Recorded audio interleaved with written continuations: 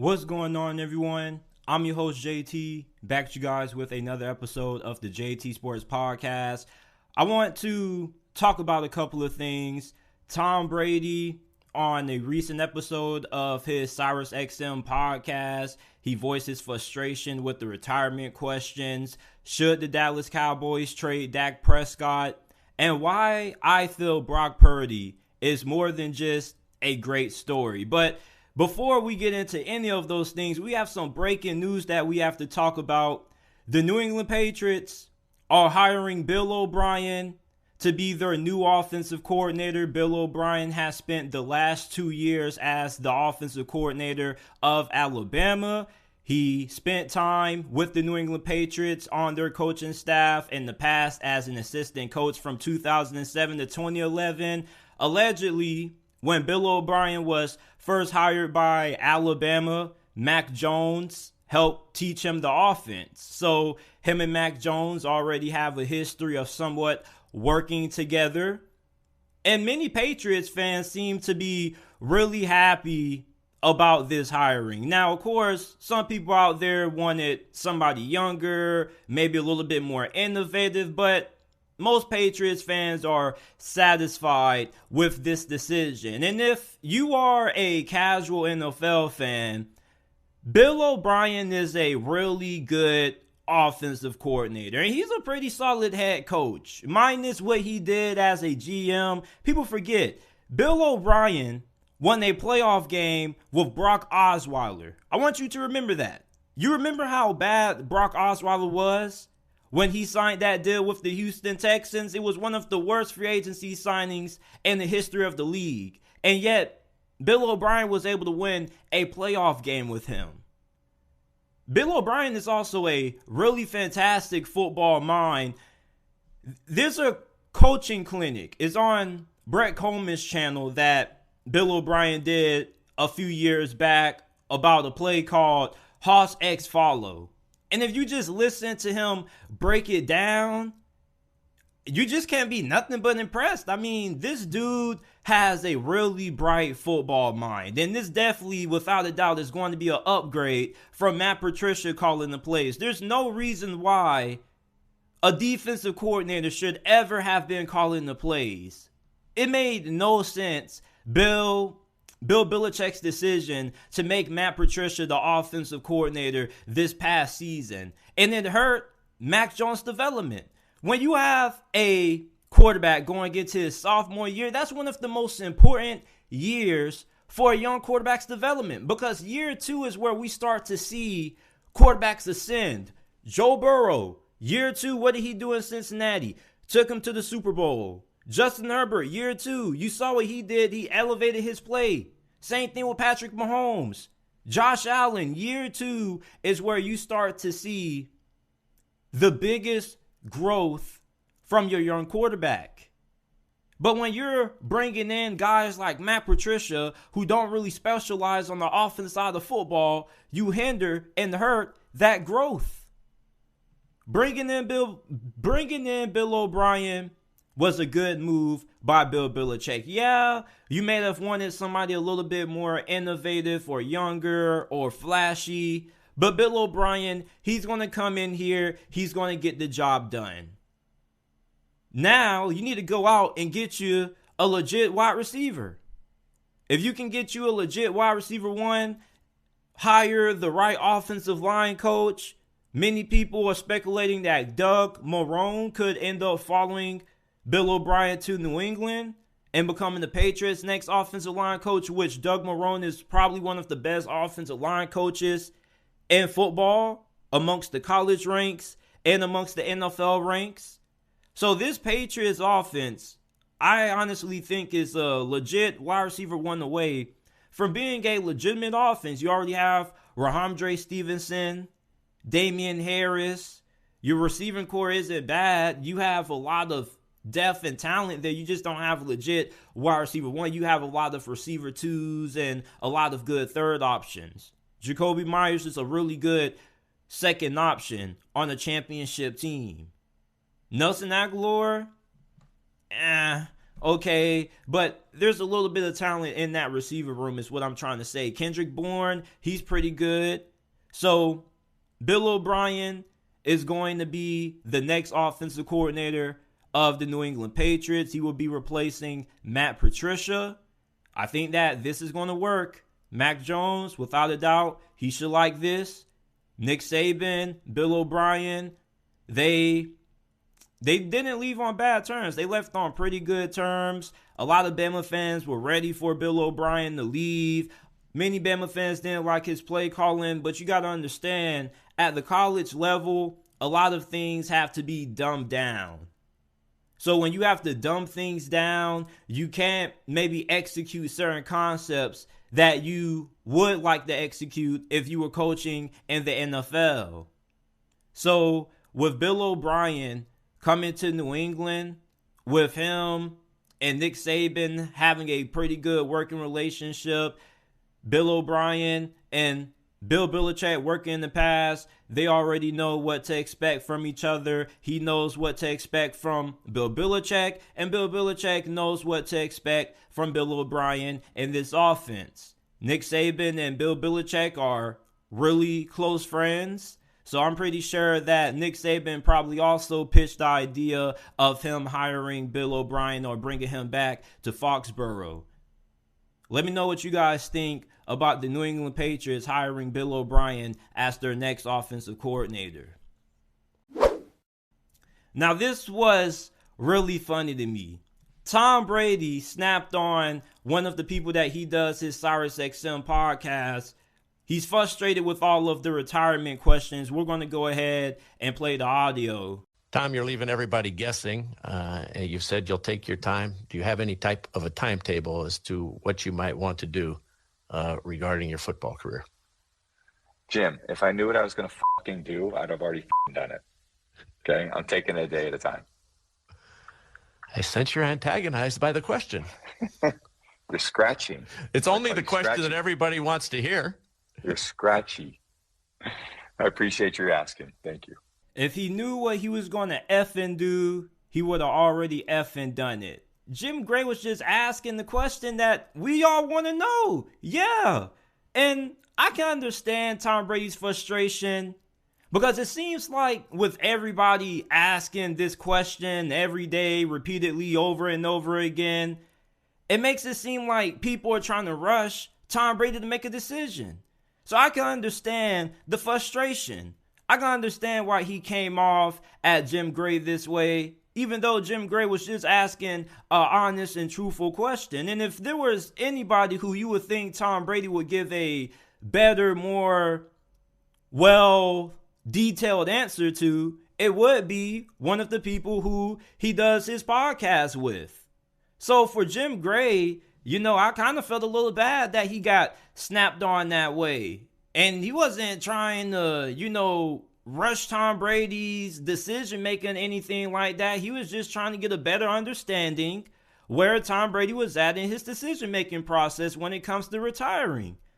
Because these players like to drag these things out. And everybody wants to know what's next for Tom Brady. Not just that. As fans, we want to know what's next for the Tampa Bay Buccaneers or whoever else. We want to know if Tom Brady's going to come back and play for the Buccaneers next season, or if he's going to end up partnering up with Josh McDaniels in Vegas. So I understand why Tom Brady came off the way that he did. It seems like we all just want him to give an answer right now, and these things take time. Tom Brady, he didn't look all that great this year, and I kind of think that Father Time has caught up to him, and I think next season he may be even worse than what he was this season. Now, it wasn't all his fault why the season went left.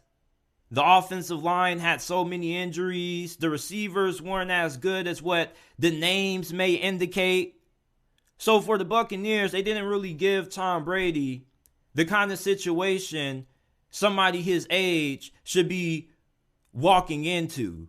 Tom Brady, 45, going on 46 years old, needs to be going into a situation that's already pretty much perfect. He needs a lead offensive line, elite supporting cast, and a legitimate run game with a great defense.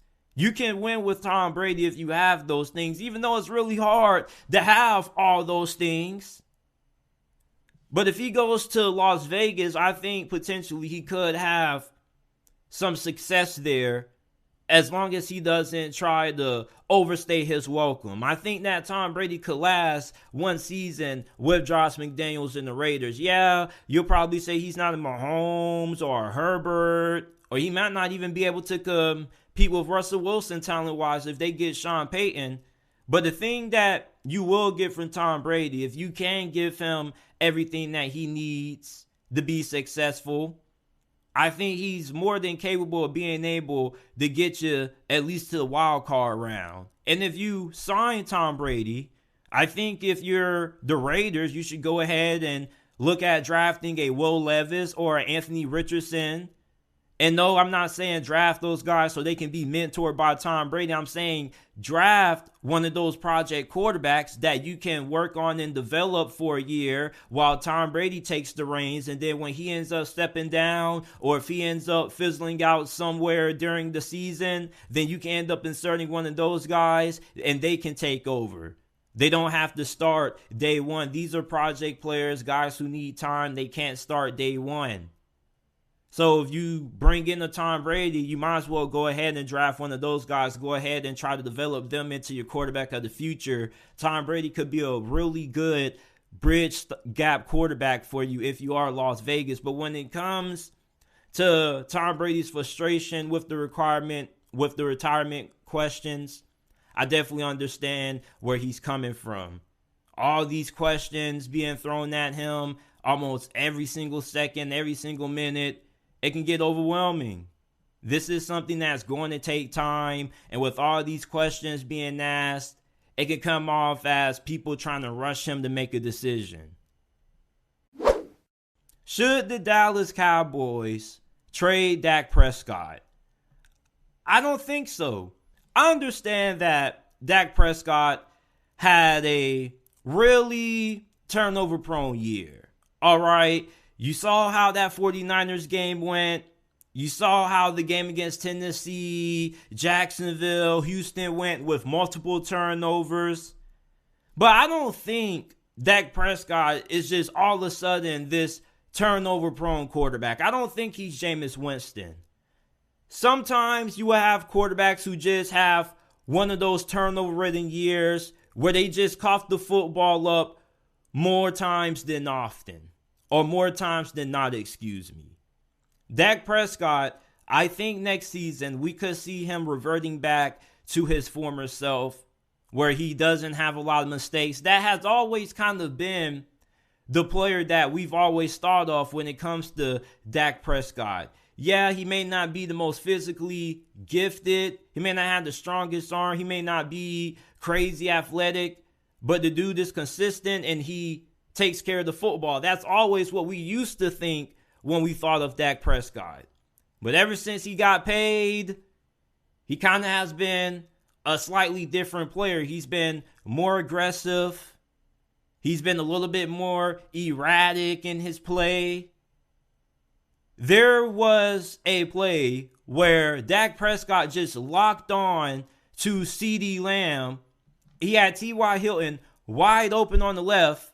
And instead, he just tried to fit it in to CeeDee Lamb. The dude got tunnel vision. There was another play late in the game. You saw when Arik Armstead, it looked like Arik Armstead was about to lay him out for the safety and seal the game. He ends up doing a spin move. He breaks out of that. And I'm thinking he's about to make a fantastic play. And he ends up doing nothing. It's just like the dude in certain situations looks lost. He looks like a deer in headlights. I feel if you're Dallas, you can win with Dak Prescott. Dak Prescott, you may not view him as a top 10 quarterback or a top 15 quarterback. At the same time, though, he does make this offense better. Yeah, you may not be somebody who cares all that much about the numbers because you're probably going to say, well, JT, what does he do in big games? Yeah, but I don't think Dak Prescott is a Kirk Cousins. Dak Prescott, the difference between him and Kirk Cousins is that Kirk Cousins is too conservative in big games. Kirk Cousins doesn't take enough chances in big moments. Prime example, look at his last play against the New York Giants in the wild card round exit. The last play, 4th down. You need a first down to keep the drive alive. What does Kirk Cousins do? He throws the check down to TJ Hawkinson. Dak Prescott, his problem simply is the fact that he can't take care of the ball. You can fix that. Dak Prescott used to be a really good quarterback when it came to taking care of the football. I don't think there's no reason why you can't coach him back to being that player. Turnovers can be fixed. Brian Daboll fixed Daniel Jones' turnover issues. So if Brian Daboll can fix the turnover issues of Daniel Jones, there's no reason why Dak Prescott's turnover issues can't be fixed. Hell, Sean Payton, his final year in New Orleans, they were 5-1 before Jameis went down with that injury. He had the best touchdown to interception ratio during that span when he was a starting quarterback that season. So if Sean Payton can fix Jameis Winston's turnover issues and Brian Daboll can fix the turnover issues of Daniel Jones, Dak Prescott's turnover issues can be fixed. Dak Prescott is a solid quarterback. You can win with Dak Prescott. Dak Prescott on a good year is a top 10 quarterback. On a good year, you probably rank him 9th or 10th. Now on a, normal year for Dak Prescott, he's a top 15 QB, but you can make it to a Super Bowl with a top 15 QB. San Francisco went to the Super Bowl with Jimmy Garoppolo. They were a missed throw away from winning it. So people have this narrative that you got to have an elite quarterback to win. Everybody can't have an elite quarterback. That's just how it goes. I don't think Dak Prescott was overpaid.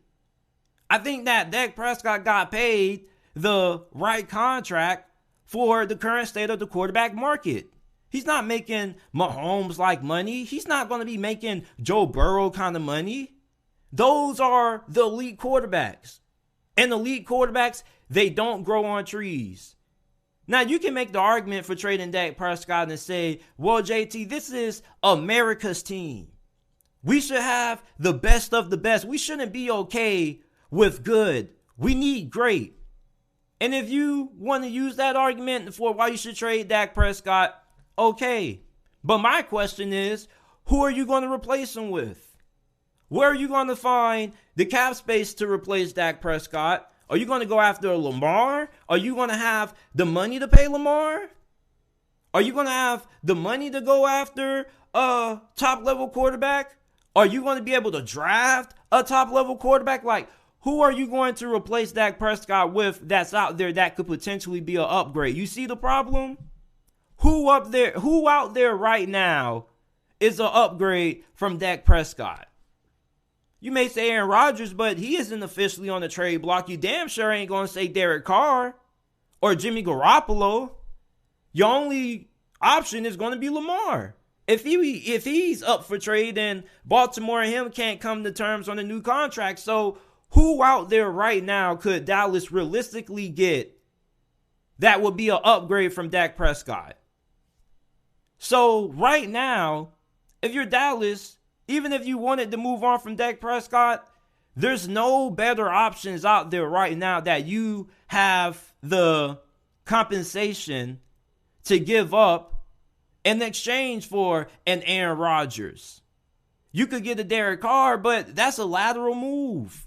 You're not getting better going from Dak Prescott to Derek Carr or Dak Prescott to Jimmy Garoppolo. So if Dak Prescott ends up getting traded, who would be his replacement? Exactly. There's nobody out there who would be a perfect upgrade over Dak Prescott. I promise you, it's a lot harder to find a Dak Prescott than it is to find a Kirk Cousins. Kirk Cousins and Dak Prescott, I understand why people compare them because you have the same narratives about them in big games.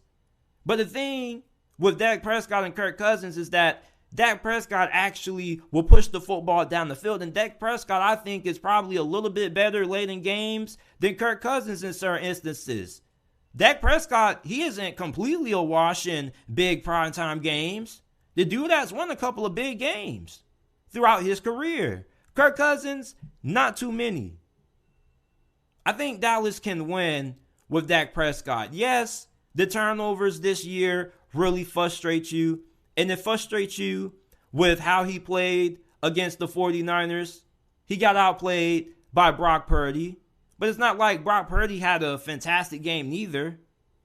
So, for Dak Prescott, I think that he'll bounce back next season. He was coming back from that injury. I'm not trying to make excuses for Dak Prescott. I'm just saying that realistically, who are you going to replace Dak Prescott with? Who is out there in free agency or who's out there for a trade who Dallas could realistically get and say they're an upgrade from Dak? Other than Aaron Rodgers and Lamar, you don't got too many options. Brock Purdy. You know, everybody keeps making it out like Brock Purdy is just an average quarterback and he's benefiting from Kyle Shanahan and having a great team around him, a Deebo Samuel, George Kittle, CMC, and a fantastic defense. But I think Brock Purdy is way better than what a lot of people in the media are giving him credit for. People are just viewing Brock Purdy as a great story. Every week, they keep telling you this isn't going to last. They've been saying it for the last couple weeks now. The last couple of months, we've been hearing, oh, this Brock Purdy thing is going to end up derailing eventually. And it still hasn't. He still hasn't lost as a starting quarterback for the 49ers. And you want to know what's messed up? This is what's messed up. If Brock Purdy wins the Super Bowl, or he leads the San Francisco 49ers to a Super Bowl win, people are still not going to give him the credit he deserves. They're going to say, well, Brock Purdy just proves that you can win with an average quarterback. You don't need a great quarterback to win as long as you have a great team around him. And people aren't going to give Brock Purdy that credit. People are just going to make it seem like he's just an average quarterback and he has no great traits that he brings to the table that elevates the 49ers offense. His mobility, the fact that he is a elite distributor of the football. This guy has some game.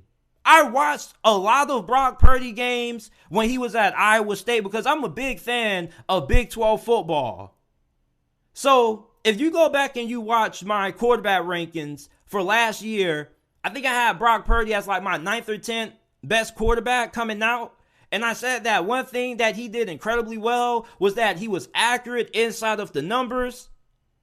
And on top of that, he has better athleticism than what a lot of people gave him credit for. He does have the tendency to be streaky at times.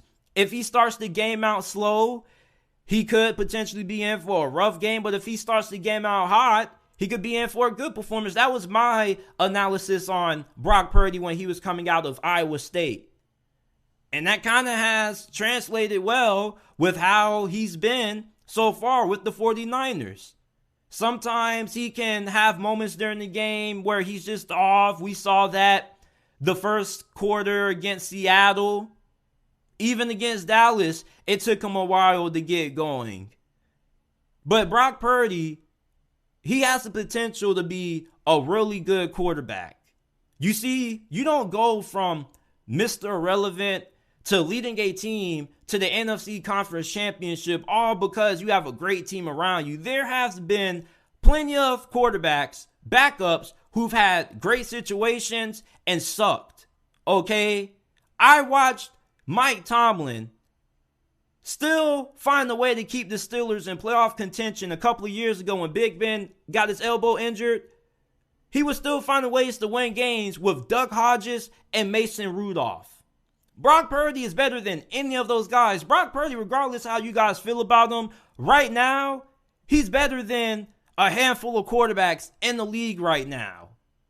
Not to mention, he's better than Trey Lance, the guy who the 49ers traded up so much to get.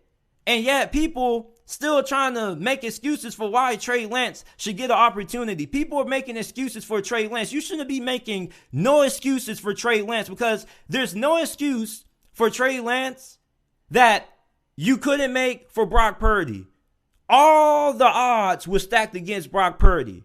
Brock Purdy, to be in this situation, do you know what he had to endure? Did you know the kind of work that he had to put in to get to this situation?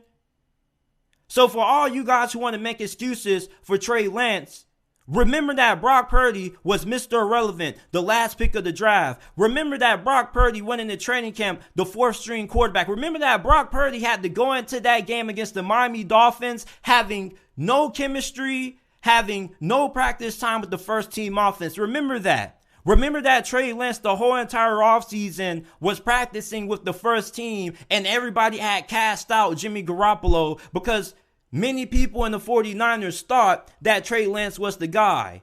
And it's funny that we still don't know what Trey Lance is and what the 49ers have in Trey Lance in the few games that he's played, but yet we've had a pretty good sample size from Brock Purdy.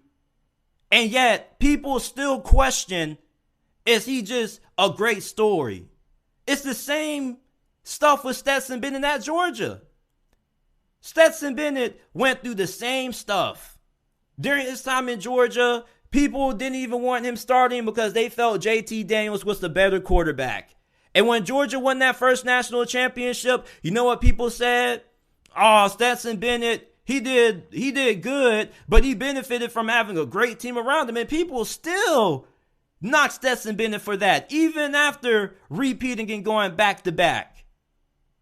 So even if Brock Purdy leads the 49ers to a Super Bowl win, people are still never going to give Brock Purdy his flowers. And it's really sad that people lock on to where somebody was drafted. And where somebody was drafted is where people set the bar for you. If you're a 7th round pick, people would never expect you to be more than an average quarterback, even if you overplay those expectations. Brock Purdy has been more than just a game manager this year. The dude also has pretty good arm talent. People confuse arm strength with arm talent. They're not the same. Arm strength is how far you can throw the football with how much velocity you can put on it. Arm talent is how can you throw the football from different angles, from different parts of the field. Can you contort your arm when you throw the football? Can you change your arm angles? That's arm talent. Brock Purdy has pretty good arm talent. Not to mention, he has really high football IQ. And what really blows me is the whole narrative that people like to use. Oh, this offseason, defensive coordinators are going to be watching film. They're going to figure him out. That's one of the dumbest, oldest BS narratives when it comes to why a quarterback will end up regressing, or why a quarterback will end up coming back down to earth. So what if other defensive coordinators are watching film and studying Brock Purdy? So you think that Brock Purdy isn't studying film? You think that Brock Purdy's just going to stay stagnant? You think that Brock Purdy can improve and he can't get better? So these defensive coordinators are the only people who watch film? They're the only people who improve?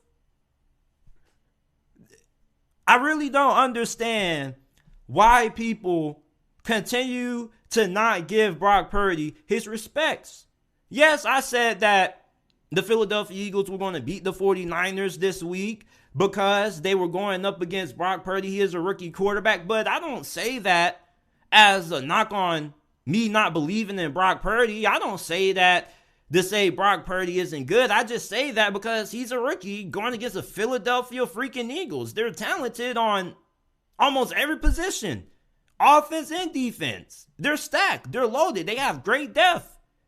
They have 70 sacks on the year. That's 15 more than any other team from this season. They have one of the best pass rushes in the history of the league.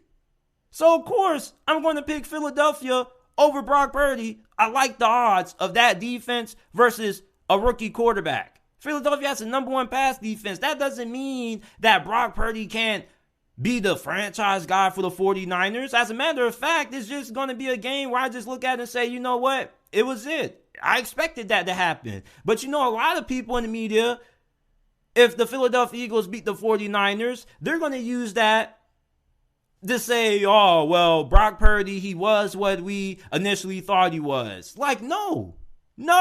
And it's going to be so unfair because even if the 49ers make it to the Super Bowl and they lose, they're going to say, yeah, they lost that Super Bowl because they had Brock Purdy. He isn't the guy. You get what I'm saying? Like, Brock Purdy would never win in this situation unless he goes out and he wins 3-4 Super Bowls and he wins a couple of MVP awards. It really blows me how people don't want to give Brock Purdy the proper respects. People lock on to these where people were drafted at. Like, bruh, Trey Lance, give it up. Trey Lance isn't better than Brock Purdy, people. That doesn't mean Trey Lance can never be a good quarterback, but it's pretty obvious who the best quarterback is right now. Stop making excuses for guys just because where they were drafted. I'm glad a lot of you guys aren't head coaches, because if y'all were head coaches, y'all wouldn't last a damn day. You would lose the locker room as soon as you step in it. You want to know why? Because a lot of you guys politic. You guys in situations like this, instead of starting the better quarterback like Brock Purdy, you would just start the guy who you drafted higher because he has more potential. And that's how you lose the locker room, when you politic. Players hate that shit. They hate when people start somebody based off where they were drafted or how much money they're making instead of starting the guy who's the better player. That's how you lose a locker room. When it comes to Brock Purdy, he's more than just a great story. This dude is good. He has some game. There's nothing that you can tell me Jimmy G can do that Brock Purdy can't. But I can tell you a lot of things that Brock Purdy can do that Jimmy G can't, such as extend plays, be willing to pick up yards with his legs. He makes this offense better. I said it a couple of months ago, and I'm still going to say it again. Brock Purdy makes the 49ers offense better. Kyle Shanahan has a lot of confidence when he calls plays with Brock Purdy. Yeah, he had to tone it down a little. You're playing the Dallas freaking Cowboys. You still have to understand that you have a rookie quarterback and you want to minimize putting him in situations where he can turn the football over. So for Kyle Shanahan, yes, he deserves a lot of credit for Brock Purdy's success. Yes, Brock Purdy having a great situation around him. Definitely, he's benefited from that. But let's stop acting like this dude doesn't have any game. This isn't a scrub. And I promise y'all, Brock Purdy is going to prove that he can be the franchise guy for San Francisco moving forward. You don't just go from Mr. Irrelevant to this without having something different about you. This isn't normal. You can see the normal backup quarterbacks, a Gardner Minshew, or a Cooper Rush. Those guys show you why they're backups, or why they're only just viewed as bridge stop quarterbacks, or why they're just viewed as bottom tier starters. Brock Purdy hasn't showed you anything that indicates he's one of those guys. The dude rises to the occasion.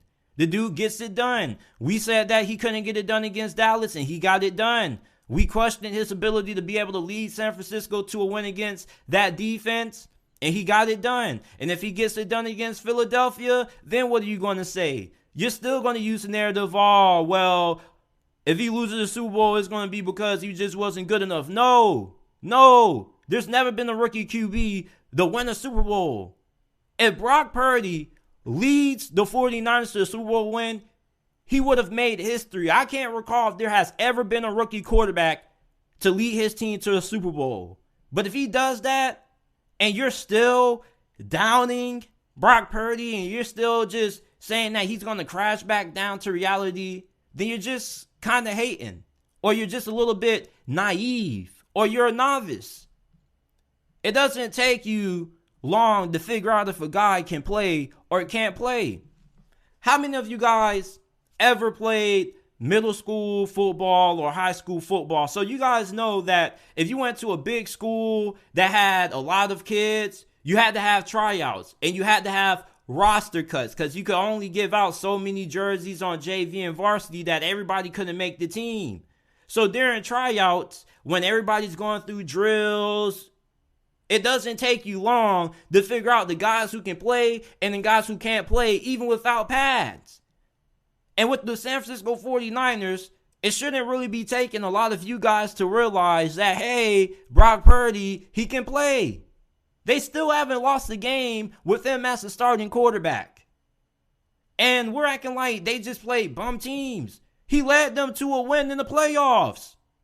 And if he leads them to the Super Bowl, that means he will have more playoff wins than Lamar Jackson and a handful of other quarterbacks who we perceive to be better than Brock Purdy.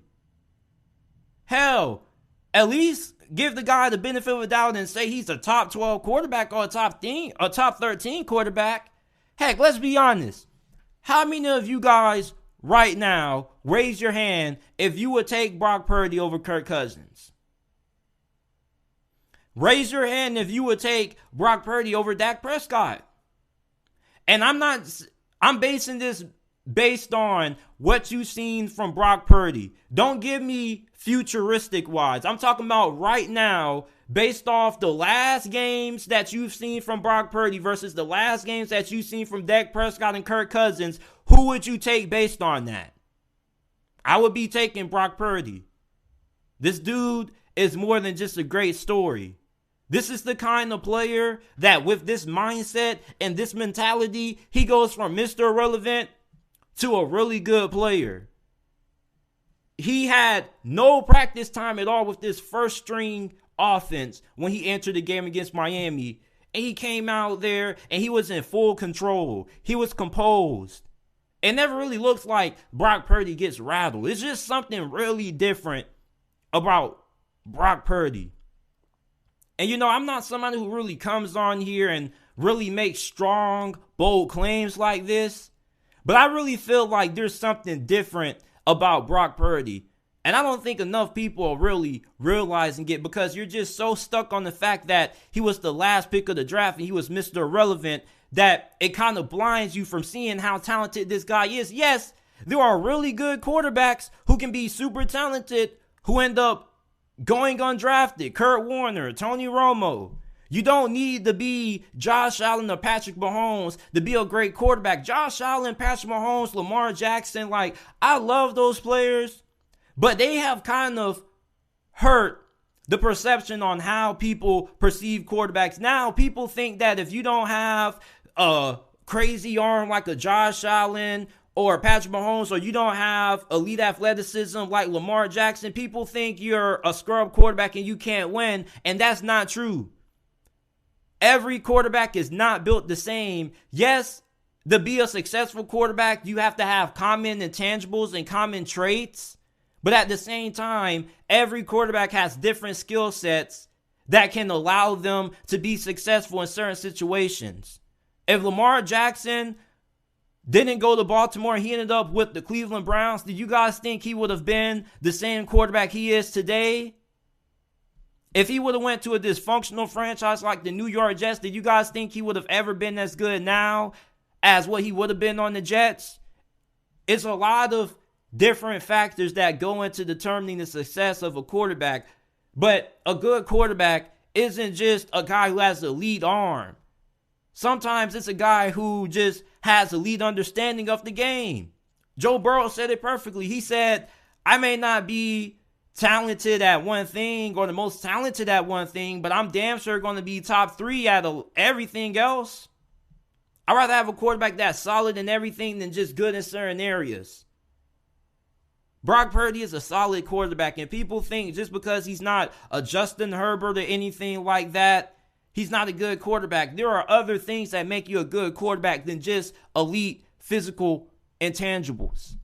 Okay, you can be a good quarterback from being an elite distributor of the football, which is what Brock Purdy is. You can be an elite quarterback because you get the ball out fast and you know how to diagnose and dissect defenses fast at an elite level. You can be an elite quarterback because you have good elusiveness. You know how to extend plays. You know how to break out the sacks. You know how to be wiggly. People think just because Brock Purdy was the last pick of the draft, he's just capped at this certain point. No, There's no cap on anybody. That whole potential bull crap, I never really understood it. You get what I'm saying? Yes, somebody may have elite traits or elite physical qualities about them that may help elevate them to being a top 5 quarterback. But there has been plenty of top 5, top 10 quarterbacks who weren't the most physically gifted. And the best quarterbacks in this game sometimes are the ones who lack in those Justin Herbert or Josh Allen or Mahomes-like qualities. Drew Brees didn't have the strongest arm, but he had a lead understanding of the game, and he probably is the most accurate quarterback in the history of the NFL. Brock Purdy, give this man his roses. Regardless of what happens, if they lose to Philadelphia or if they win the Super Bowl or whatnot, Brock Purdy deserves a little bit more credit. This guy is good. The 49ers have something in Brock Purdy. I appreciate you guys for listening to this episode of the JT Sports Podcast. If you enjoyed this episode, make sure that you rate us 5 stars. We're available on all podcasting platforms, Apple, Google, Spotify, Amazon, wherever you get your podcast from. You can find the JT Sports Podcast. Leave us with a 5-star review. Share the podcast with your friends, family members, and acquaintances. Leave a like, subscribe to the channel. We upload NFL and college football content daily. And I will see you guys shortly with another episode of the JT Sports Podcast.